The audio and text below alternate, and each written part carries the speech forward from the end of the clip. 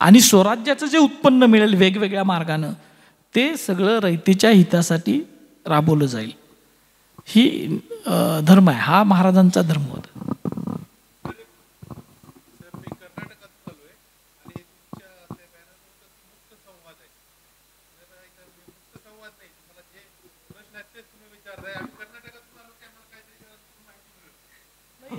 याच्यात लिहूनच घेतले ते सगळे. अडचण काय माहिती का, एवढे प्रश्न आहेत. आता इतके शॉर्ट टाइम मी सगळे वाचतोय, पण ते मी त्यांना द्या ना, ते माहिती देतो, कॅटेगराईज करणं शक्य नाहीये सर. मी तिथलेच बोला बोला बोला. संयोजकांचे नाही, ते तुम्हीच लिहून दिलेले प्रश्न आहेत ना, तेच ते वाचा लागले ते. सर विचारू का? सर नमस्कार, मी अजिंक्य मुळे, कर्नाटक बिदर जिल्ह्यातून आलोय. आणि सर माझ्या वाचण्यामध्ये अजून तुमच्या OTT प्लॅटफॉर्मला पण असं ऐकलं होतं की अनाजी पंतांनी औरंगजेबाचा शहजादा अकबर याच्याशी संधान बांधलं आणि अकबराला रायगडाच्या सिंहासनावर बसवायसाठी त्यांनी तो पूर्ण प्लॅन केला. आणि संभाजी महाराजांनाच तिथून तेव्हा जेव्हा कळालं तेव्हा त्यांनी ती शिक्षा दिली. तर त्याचे ऐतिहासिक पुरावे काय आहेत? एक, आणि शिवाजी महाराजांना त्यावेळेस राज्याभिषेकावर म्हणजे पूर्ण बहिष्कार घालण्यात आला. पूर्ण महाराष्ट्रातील सर्व ब्राह्मण वर्गाने बहिष्कार घातला. आणि तेच लोक आज सर्व ऐतिहासिक साधनांमध्ये हिंदवी स्वराज्याचे संस्थाक म्हणून मिरवतात. तर त्याचा विरोधाभास कसा ते एक स्पष्ट करा सर. आणि आजपर्यंत कुठल्याच इतिहासकारांनी आजपर्यंत असं कुठंच मांडलं नाही की इतक्या चारित्र्य संपन्न आणि निर्व्यसनी राजाचा मृत्यू वयाच्या 50व्या वर्षी कसा झाला, यांनी कुठलेच पुरावे किंवा कुठल्याच गोष्टी आजपर्यंत पुढे आल्या नाहीत सर. थोडासा प्रकाश टाका सर प्लीज. धन्यवाद. एकातच तुम्ही 3 प्रश्न विचारलेत. डॉक्टर तिथे बसल्या बसल्या सगळे प्रश्न वाचतायत, 100 प्रश्न विचारलेले आहेत आणि त्या प्रश्नांचा एक सारांश मिळून त्यांचा स्वतःचा प्रश्न तयार करतायत, जेणेकरून थोडक्यात होईल. त्यांचे स्वतःचे प्रश्न ते विचारत नाही आहेत, परंतु समजा वाघ्या कुत्र्याबद्दल जे काही प्रश्न आहेत ते वेगवेगळ्या अँगलनी विचारलेले 10 प्रश्न आहेत. त्यांचा एक मतितार्थ काढून त्यांनी तो क्वेश्चन एकत्रितरित्या केलेला आहे. तुमचे प्रश्न खरंच वाचून सगळे दाखवायचे म्हटलं तर रात्री 10 वाजतील. हां, म्हणजे मला फार बरं वाटतं की तुम्ही हा विषय उचलला की आम्हाला स्वतःची, पण ते त्याचा वेळेअभावी ते तसं करतायत. त्यांचे स्वतःचे ते प्रश्न विचारत नाही आहेत. त्यांचा ऑलरेडी त्यांचे YouTube ऐकून वाचून त्या सावंत सरांचा अभ्यास पूर्ण झालेला आहे डॉक्टर वाऱ्यांचा. तुम्ही बिदरकरांनी 3 प्रश्न एकाच वेळा विचारलेत. अण्णाजी दत्तो आणि त्याचा जो कंपू होता त्यानं संभाजी महाराजांना पहिल्यांदा शिवाजी महाराजांचं जे निधन झालं त्याच्यानंतर लगेचच त्यांनी पहिल्यांदा गडावर आलं कोण? संभाजी महाराजांना बातमीच नाही समजली. पहिल्यांदा अण्णाजी दत्तो मोरोपंत ही गडावर आली. त्यांनी तिथं काय केलं, त्यांनी राजाराम महाराजांना मंचकारोहण केलं आणि संभाजी महाराजांना पकडायचं म्हणून ते तळबीडला त्यावेळेला छावणी होती. हंबीराव मोहिते त्यावेळेला तिथं होते आणि सैन्य तिथं होतं म्हणून ते हंबीरावांच्याकडे आले. पण हंबीरावांना माहीत होतं की स्वराज्याचा योग्य वारस कोण असेल तर तो शंभूराजा आहे. आणि म्हणून हंबीरावांनी त्यांना पकडलं आणि संभाजी महाराजांच्या समोर आणून त्यांनी सादर केलं पन्हाळगडावर. आणि तिथून संभाजी महाराज रायगडावर गेले. त्यांनी महाराजांची जी काय उत्तरक्रिया जे काय करायचं असतं ते विधीप्रमाणे सगळं केलं. आणि ज्यावेळेला त्यांचा राज्याभिषेक संभाजी महाराजांचा व्हायचा होता त्यावेळेला सरकारकून म्हणायचे प्रधानांना, सरकारकुनांना कैदेत ठेवून तो होऊ नये म्हणून अत्यंत उदार मनानं त्यांनी या अण्णाजी दत्तो आणि या मंडळींना सोडून दिलं. म्हणजे स्वतःचा प्राण घ्यायला, स्वतःला कैदेत ठेवायला आलेलं असणाऱ्या व्यक्तींना महाराजांनी माफ केलं शंभूराजानं आणि त्यांना सोडून दिलं. पण पुन्हा ज्या वेळेला सुलतान अकबर ज्या वेळेला औरंगजेबाकडनं पळून इथं स्वराज्यात आला आणि सुधागड नावाचा किल्ला आहे आपल्या खाली कोकणात, सुधागड पाली, सरसगड सुधागड, पालीचा गणपती सगळ्यांना माहीत असेल. तिथं त्याला सुधागडच्या पायथ्याला तो पातशापूर म्हणून आता त्याचं नाव पडलं आहे, अजून सुद्धा आहे. ते तुम्ही जाऊन बघा, तिथं ते त्याच्या वाड्याचा चौथरा सुद्धा दाखवतात. तिथं वाड्याचा चौथरा होता म्हणून तिथं तो होता सुलतान अकबर. तर त्याच्याशी बोलणी करायला म्हणून ह्या अण्णाजी दत्तनं आणि त्यांच्या कंपूनं पत्रव्यवहार सुलतान अकबराशी केला आणि त्याच्याशी बोलणी करायला म्हणून ते तिकडे गेले. पण अकबरानं जी पत्र जशीच्या तशी अण्णाजी दत्तनं जी कट कारस्थान केलेली पत्र होती, अकबराला रायगडाच्या गादीवर बसवायचं, ही जे काय त्याची ते काय मजकूर असणारी पत्र होती, ती सुलतान अकबरानंच संभाजीराजांना दिली. कारण त्याला अशी शंका आली की हे संभाजीराजेच आपली परीक्षा घेण्यासाठी करत नसेल कशावरून म्हणून. आणि मग त्यानंतर शंभूराजांनी त्यांना काय रायगडवर परत आणलं नाही, तिथंच पकडलं आणि तिथं परळी नावाचं गाव आहे, तिथं हत्तीच्या पायी देऊन अण्णाजी दत्तो हे बाळाजी आवाजी चिटणीस वगैरे ह्या सगळ्यांना त्यानं तिथंच ट्रायल म्हणजे जे काय न्यायालय आहे ते तिथंच झालं आणि तिथंच त्यांना हत्तीच्या पायी देऊन त्यांना शिक्षा दिली. आता ह्याचे सगळे संदर्भ तुम्हाला संभाजीकालीन पत्रसार संग्रहामध्ये मिळतात. आत्ता जो मी बाळकृष्णंचा जे तुम्हाला सांगितलं ना ग्रंथ आत्ता आहे तो 3-4 खंडात मराठीमध्ये आहेत, इंग्लिशमध्ये सुद्धा आहेत. आणि संभाजी महाराजांच्या सगळ्या चरित्रांमध्ये डॉक्टर कमल गोखले असतील, डॉक्टर वासी बेंद्रे असतील, यांनी त्यांच्या चरित्रांमध्ये ससंदर्भ हे सगळं लिहिलेलं आहे. म्हणजे मूळ संदर्भ साधनं सुद्धा दिलेत आणि ससंदर्भ ह्या सगळ्या घटना घडामोडी त्यांनी लिहिलेल्या आहेत. आता शिवाजी महाराजांच्या निधनाचा जो विषय आहे तो सर्कमटन्सेस पुरावे ज्याला म्हणतो आपण, परिस्थितीजन्य जे पुरावे आहेत त्या पुराव्यानुसार आपण असं म्हणू शकतो की शिवाजी, आता इथं डॉक्टर साहेब आहेत, की शिवाजी म्हणजे इंग्रजांचे काही पत्र आपल्याला त्यावेळीची उपलब्ध आहेत की शिवाजी महाराजांना त्यांनी काही हिंदी म्हणते की ब्लडी फ्लक्स असा शब्द वापरला असतो. तर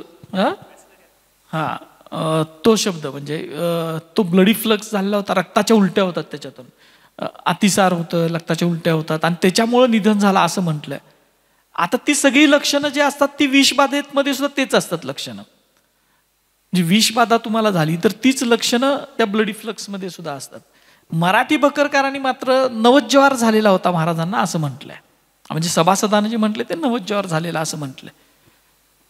पण ज्या अर्थी म्हणजे अगदी जबाबदारीने सांगतोय की ज्या अर्थी इंग्रजांच्या पत्रांमध्ये अशी वर्णनं आलेली आहेत की ब्लडी फ्लक्स झाला त्यांना, किंवा जी फारसी साधनं आहेत ती सांगतात की त्या रक्ताच्या उलट्या होऊन शिवाजी महाराज गेले वगैरे, ते त्यांच्या भाषेतलं आहे ते सगळं. आणि दुसरं काही इतिहासकार आपली अशी मांडणी करतात की शिवाजी महाराज जालन्याच्या स्वारीवर गेलेले होते, तिकडं आले आणि त्यानंतरच ती पट्टा किल्ल्यावरती राहिलेले होते, ती दगदग सहन झाली नाही आणि महाराज गेले. पण जालन्याची स्वारी आणि महाराजांचं निधन ह्याच्यामध्ये 6 महिन्याचं अंतर आहे. त्यामुळं महाराज आणि त्यानंतर जी ही कारस्थानं घडलीत सगळी म्हणजे अण्णाजी दत्तोची आणि या मंडळींची, त्या ह्याच्यावरून आणि परत संभाजी महाराजांना सुद्धा मत्स्यांनातून म्हणजे मासे जे आपण मत्स्यानं हे खातो ना, मांस आणि मासे वगैरे खातो, त्याच्यातून विष घालायचा प्रयत्न झालेला होता. ते पत्र आहे. त्याच्यामुळं विषबाधा त्यावेळेला करत होते का, तर करत होते. आणि संभाजी राजाला ज्या अर्थी विष घालायचा प्रयत्न केला जातो आणि एका त्या मुलग्यामुळं म्हणजे तो पोऱ्या असतो त्याच्यामुळे संभाजी महाराज वाचतात, तसंच शिवाजी महाराजांना विषबाधा झाली असावी का, तर परिस्थितीजन्य पुराव्याच्या आधारावर आपण अशी शंका घेऊ शकतो की तशी झाली असावी. नंतरच्या घडामोडी तशा दिसतात. नंतर विषबाधेचे पुरावे संभाजी महाराजांचा आपल्याला ठाम मिळालेला आहे, विषबाधेचा पुरावा. आता ह्याचा सगळ्याचा उलगडा करता येईल पण तो आधुनिक शास्त्राच्या आधारावर करावा लागेल. त्याच्यासाठी अजून आपलं मन महाराष्ट्राचं अजून तयार झालेलं नाही आहे असं माझं मत आहे.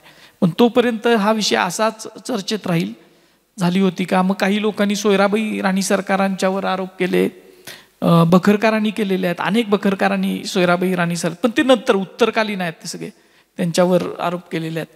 त्याला काय फॅक्ट अँड फॅक्च्युअल नाही आहेत असं आपण त्याच्याबद्दल म्हणू शकतो.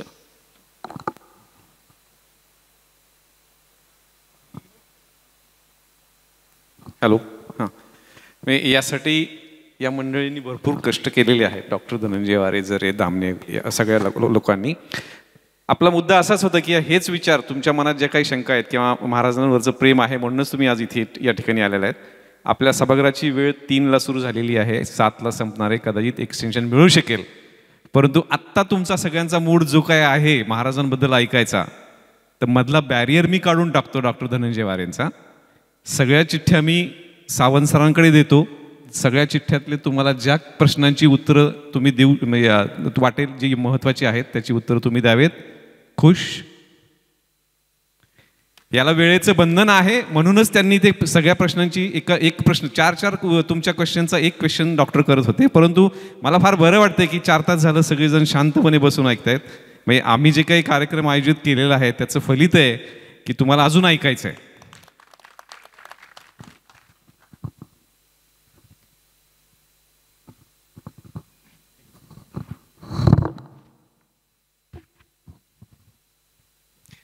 आम्ही आधी व्याख्यान व नंतर प्रश्नोत्तरे असंच टायटल ठेवलं होतं, पण प्रश्नोत्तर नंतर असं वाटलं नको मुक्त संवाद ठेवला, पण असं वाटतं ते प्रश्नोत्तरच ठेवायला हवं होतं.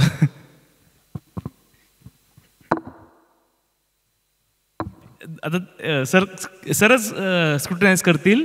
हा वेळ वाचावा म्हणून फक्त मी मध्ये हे करत होतो.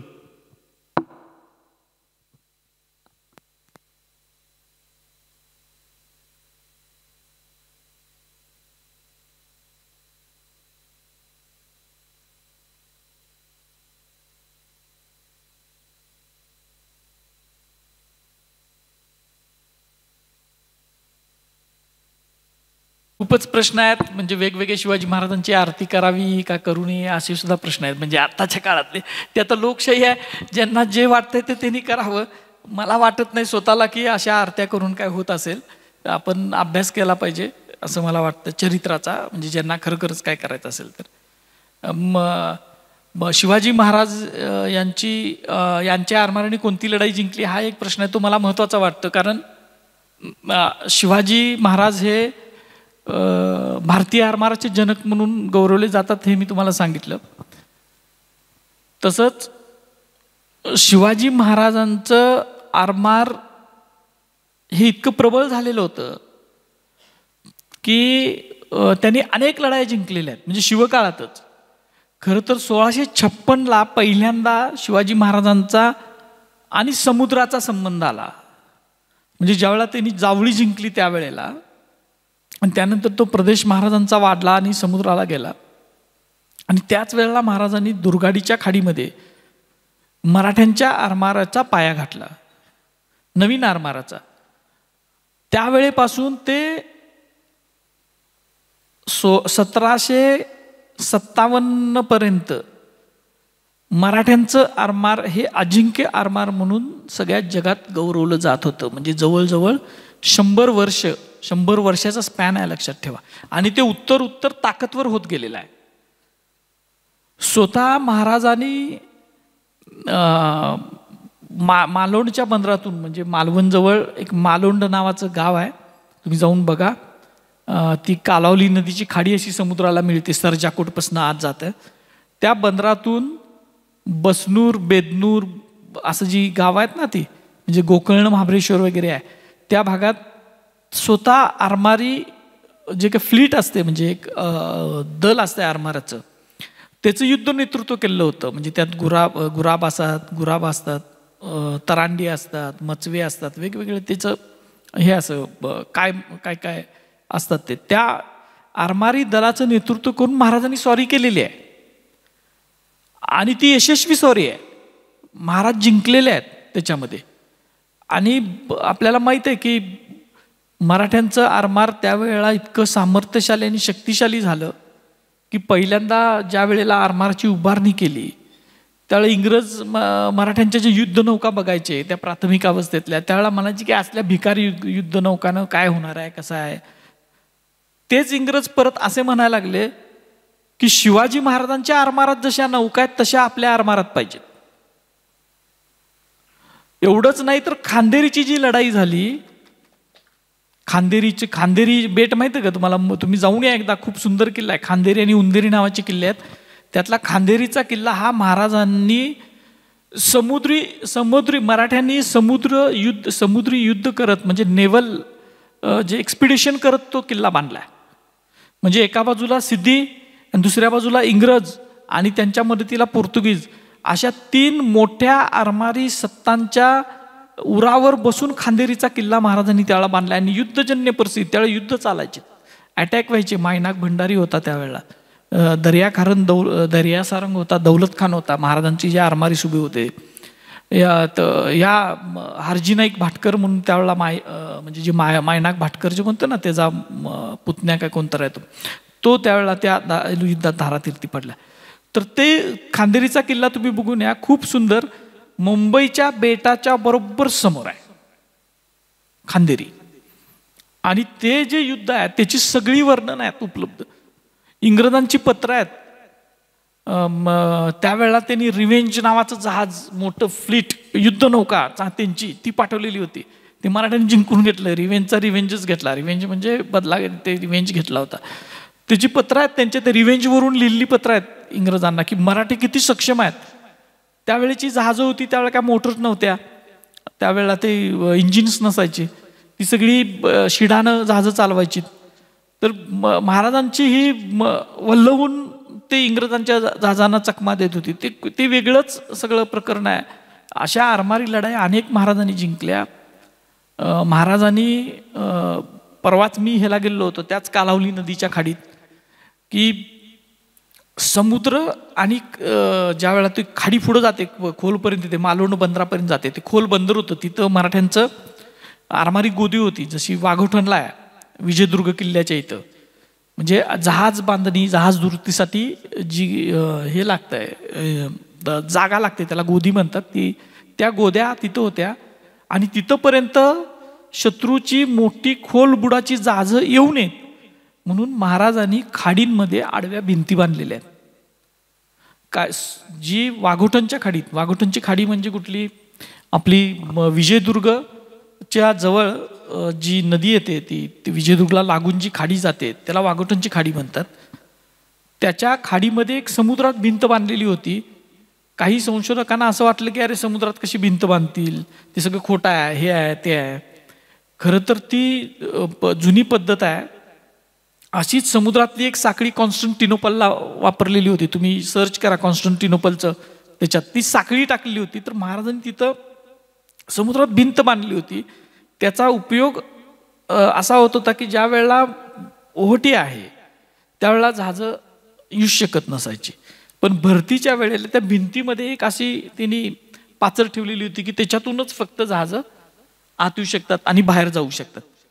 ती एक भिंत, तशीच भिंत त्या गड नदी ज्याला म्हणतो आपण, कालावली नदीची खाडी गड नदी, तिथं बांधलेली आहे. अजून सुद्धा ती आहे. मी स्वतः जाऊन त्या भिंतीवरनं चालत जाऊन आलेलो आहे खाडीमध्ये. ओहोटीच्या वेळेला चालता येतं, मी त्या ह्याच्यातनं गेलो. त्याचा व्हिडिओ सुद्धा माझ्या फेसबुकवर आहे बघा, तुम्ही त्याच्यासाठी टाकलाय तिथे. म्हणजे महाराजांनी नुसते आरमार बांधलं नाही, तर आरमाराबरोबरच त्यांनी आरमाराच्या संरक्षणासाठी किल्ल्याची बांधणी केली.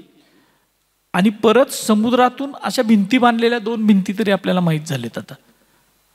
एक वाघोटणच्या खाडीतली आणि एक गडनदीच्या खाडीतली खोत जुवा जिथं आहे तो, त्या जुव्याला जुवा ते इकडचं मुख्य लँड त्याच्यामध्ये काढलेली अजून सुद्धा त्याच्यात मध्ये ती वापरात आहे. भरतीच्या वेळेलाच तुमचं जहाज खोल बुडाचं नाही, आत येऊ शकतं. ओहोटीच्या वेळेला कुठलंही जहाज आत येऊ शकत नाही आणि भरतीच्या वेळेलाच ते बाहेर जाऊ शकतं. इतका अनेक गोष्टी महाराजांनी केल्या. सिंधुदुर्ग किल्ला तुम्ही बघा, त्याला आपण शिवलंकाच म्हणतो सिंधुदुर्ग किल्ल्याला, की इतका जबरदस्त किल्ला त्यांनी बांधून घेतला. पद्मदुर्ग आहे, खांदेरीचं मी नाव सांगितलं, विजयदुर्ग आहे, जलदुर्गांची सुवर्णदुर्ग आहे. हे महाराजांनी जसे ह्याच्यावर किल्ले बांधले सह्याद्रीवर, तसं समुद्रात किल्ले बांधले. त्याचं एक वेगळं व्यवस्थापन त्यांनी तयार केलं. त्याच्यावरच्या तोफा त्यांनी बाहेरनं मागवून घेतल्या होत्या फ्रेंचांच्याकडून. इंग्रज द्यायचे नाहीत, इंग्रज दिले तर ते सगळा चुकीचा कंडम माल द्यायचे. फ्रेंचांच्याकडून तोफा मागवून घेतलेल्या होत्या. जहाजं तयार करायला त्यांनी पोर्तुगीज कारागीर घेतलेले होते. अशा अनेक गोष्टी महाराजांच्या आहेत आरमारी ह्याच्याबद्दलच्या. नव्यानं संशोधन होतं. आणि हे जे आरमार आहे मराठ्यांचं जे आरमार, ज्याच्यानंतर कान्होजी आंग्रेंना समुद्रावरचा शिवाजी म्हणायचे. सगळ्या दर्यावरती सत्ता त्यांना थरथर कापत असायच्या. या कान्होजी आंग्रे, त्यानंतर त्यांचे तुळाजी आंग्रे, तुळाजी आंग्रेंच्या काळामध्ये नानासाहेब पेशवा हा अत्यंत म्हणजे स्वराज्य बुडालं कुणामुळं असेल तर नानासाहेबांमुळे बुडालं, त्याच्या चुकीच्या नीती आणि धोरणांमुळे बुडालं. त्यानंच वाघोटनच्या खाडीमध्ये इंग्रजांची हातमिळवणी करून मराठ्यांचं जे आरमार होतं, शक्तिशाली जे आरमार होतं ते बुडवलं. आणि नुसतं मराठ्यांचं राज्य त्याच्यामुळं गेलं नाही, तर भारताच्या पारतंत्र्याची जी सुरुवात आहे ती त्या प्लासीच्या लढाईची नाही आहे, तर ती विजयदुर्गच्या खाडीत जे आरमार बुडवलं तो पहिला मजबूत पाया भारताच्या पारतंत्र्याचा या नानासाहेब पेशव्यानं घातलेला. ते आरमार जसंच्या तसं जिथं ते रांगेत उभारलेलं होतं इंग्रजांशी लढताना तसंच जाळलं गेलं. त्याचे नकाशे इंग्रजांना तो इतका मोठा विजय ते वाटलेला होता की त्याचं नाव आता मला आठवत नाही, ज्यानं ती लढाई जिंकली, त्याचा खूप मोठा त्यांनी सत्कार केला त्या ह्याचा. त्यानंतर लगेचच त्याच्यावरचं पुस्तक छापलं. एका वर्षात त्या आरमारी लढाईचं पुस्तक आणि मॅप्स वगैरे त्यांनी पब्लिश केलेले आहेत. घेरिया त्याला म्हणायचे विजयदुर्गला. तर ते आरमार आपलं गेलं आणि भारत पारतंत्र्यात गेला. म्हणजे इतिहासाच्या अभ्यासाचा असा सुद्धा उपयोग होतो की आपण काय करू नये, काय करावे तर सांगायला लागतं, काय करू नये हे समजण्यासाठी ते उपयोगाला येतं. आरमारी लढाईचं एक झालं. असे अनेक प्रश्न आहेत, सावरकर, गडकरी वगैरे वगैरे, ते आपण अनेक वेळा बोललोय. मला वाटतं आपण चांगला इतिहासाचं करू, किती वेळा त्यांचं हे सांगत बसायचं की म्हणजे शेवटी चिखल आहे, तो तुम्ही किती जरी उपसलात तरी ते काय स्वच्छ होणार नाही आहे. ते म्हणजे घाण आहे ती घाणच राहणार आहे.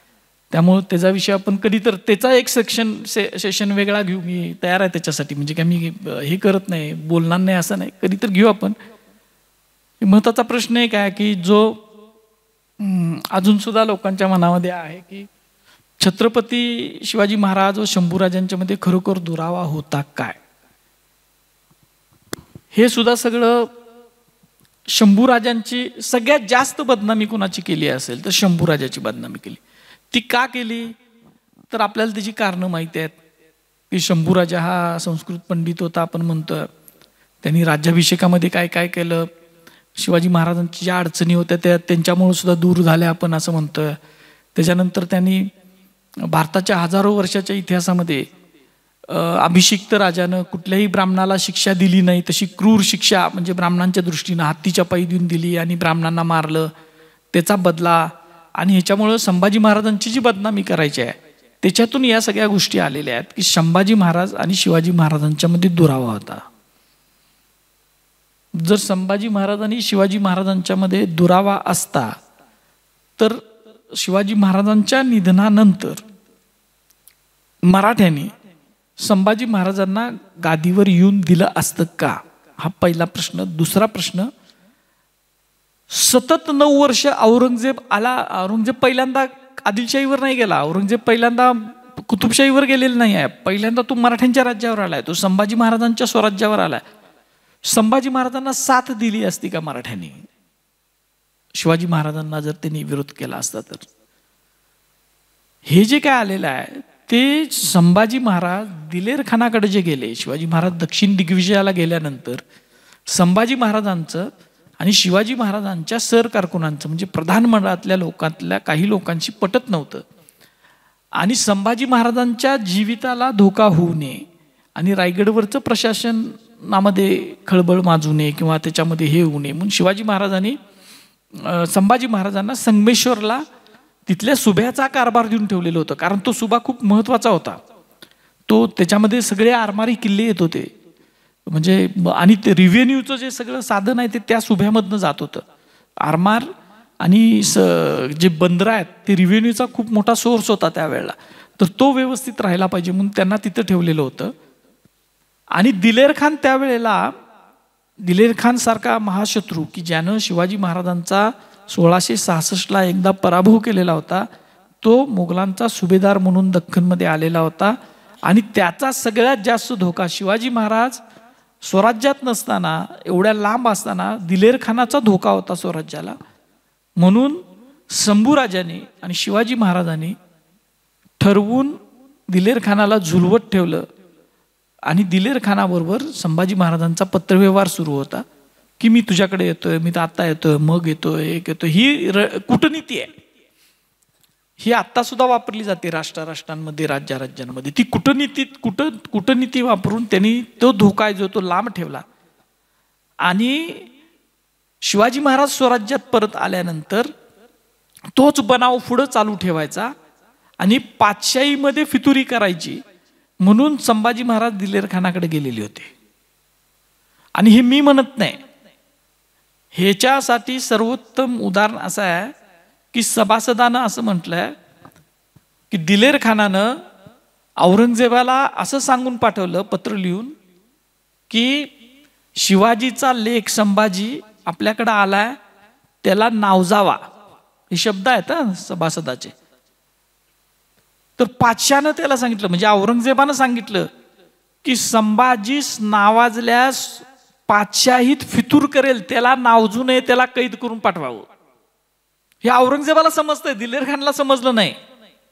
आणि ही गोष्ट ज्यावेळेला कैद करायची समजली त्यावेळेला शिवाजी महाराजांनी संभाजी महाराजांना सुखरूप स्वराज्यात परत आणलं.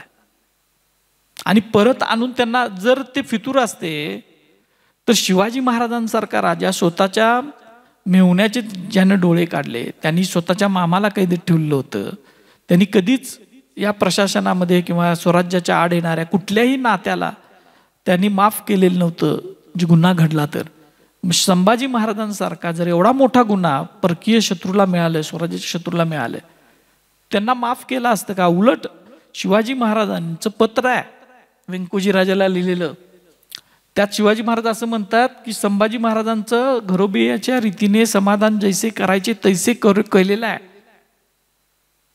म्हणजे कशाबद्दल? तर तिकडे गेलेले होते, परत ते अडकले होते, म्हणजे त्यांच्या जीवावरच आलं असतं.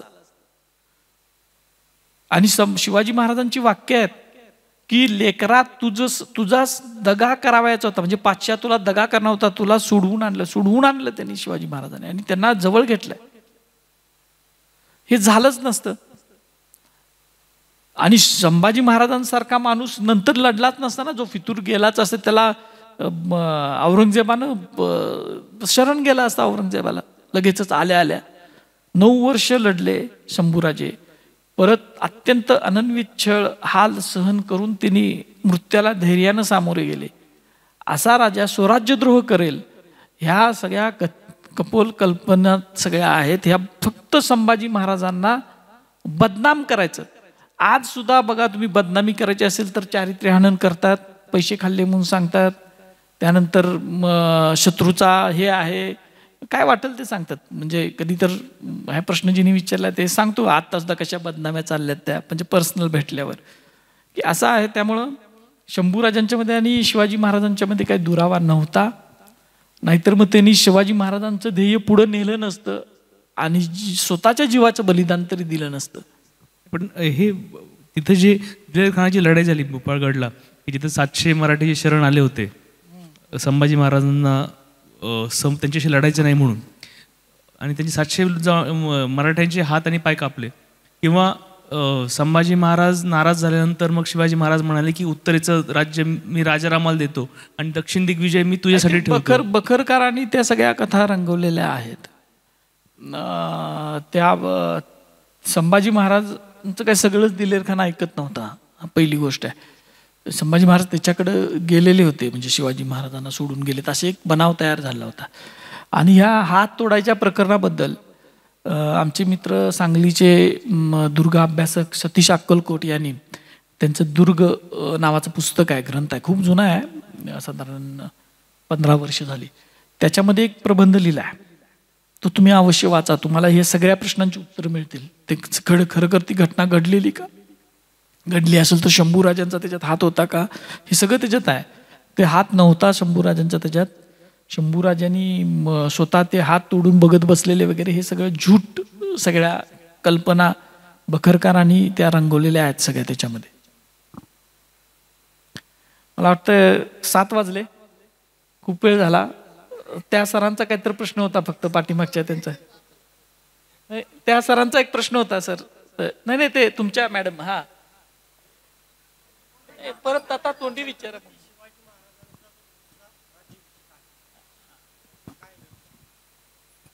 दुसऱ्या राज्याभिषेकाबद्दल बोलून आपण थांबूया. वाघनखांबद्दल सुद्धा खूप प्रश्न आहेत, त्याचे व्हिडिओ आहेत माझे, तुम्ही बघा वाघनखांबद्दलचं.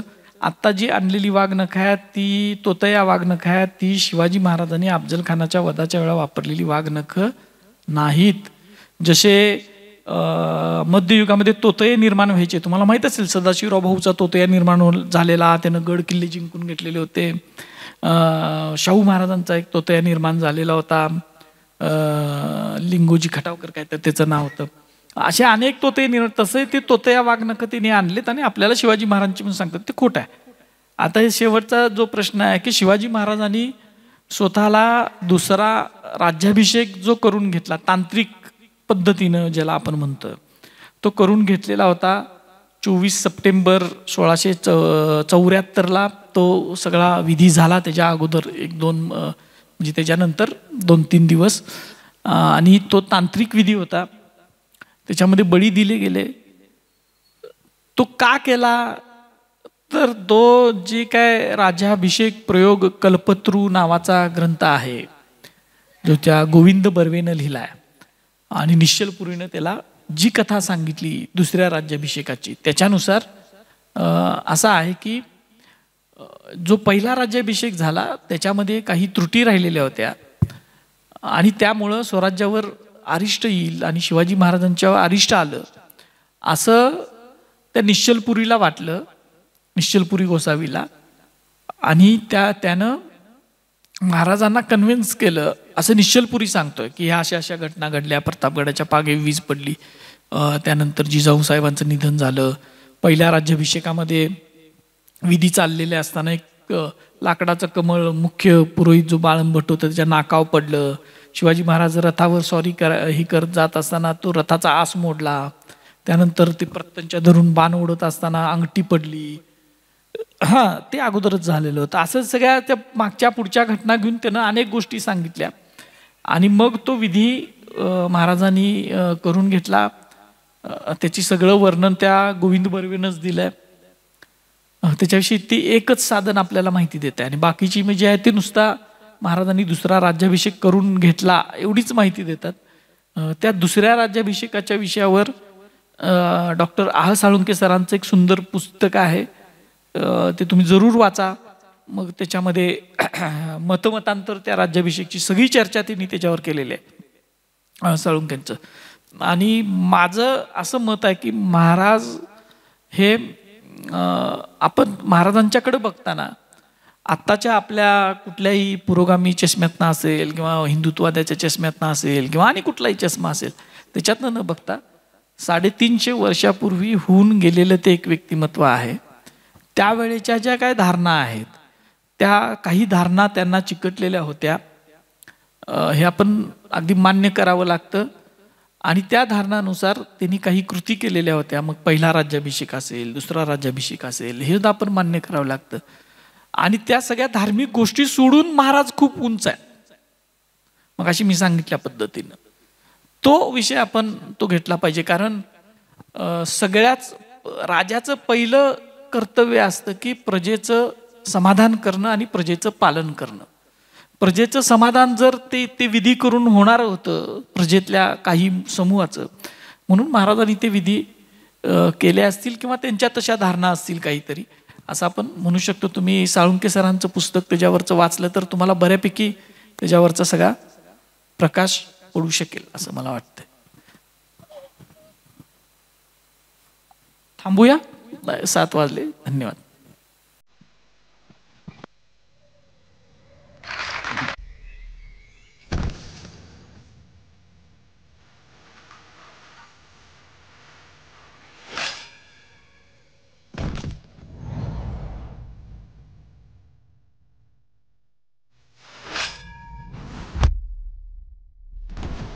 हॅलो हॅलो सर्व आयोजकांना विनंती आहे की सर्वांनी स्टेजवर यावं. वारे सर, जरे सर, युनुस भाई, संध्याताई, सगळ्यांनी, बापू, सर्वांनी स्टेजवर यावं.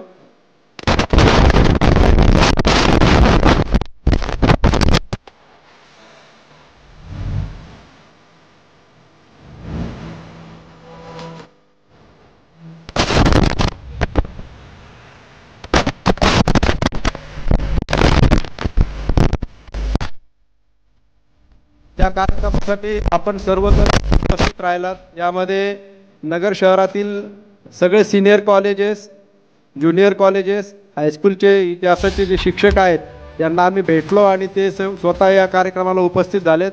आपल्यासोबत त्यांच्या विद्यार्थ्यांना पण घेऊन आलेत. अशा सर्व शिक्षक वृंदांचं आम्ही आभार मानतो. याचबरोबर या हॉलचे संयोजक माऊली, हॉलचे सर्वजण यांचं पण आभार मानतो. आणि आपल्या ध्वनी या कार्यक्रमाला ध्वनी महत्त्वाचा आहे आणि ते ध्वनी पुरवण्याचं काम रवी जाधव सरांनी केलं, त्यांचंसुद्धा आभार मानतो. आणि सर्वात महत्त्वाचं, सरांनी वेळात वेळ काढून आपल्यासाठी आलेत. त्यांच्यासोबत त्यांची जी टीम आली आहे त्या सर्वांचा आभार आमच्या सर्वांच्या वतीनं मानतोय. धन्यवाद.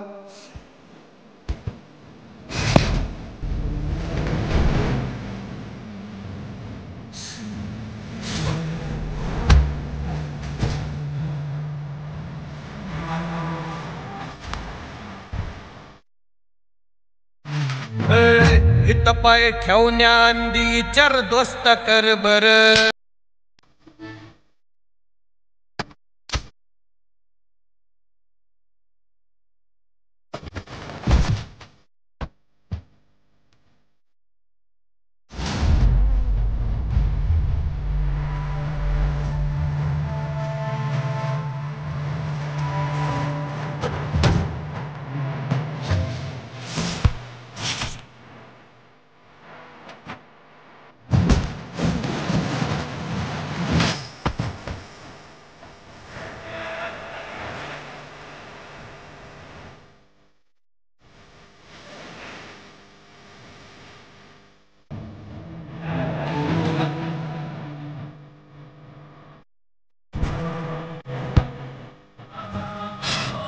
काय रे, आवडलं का गाणं?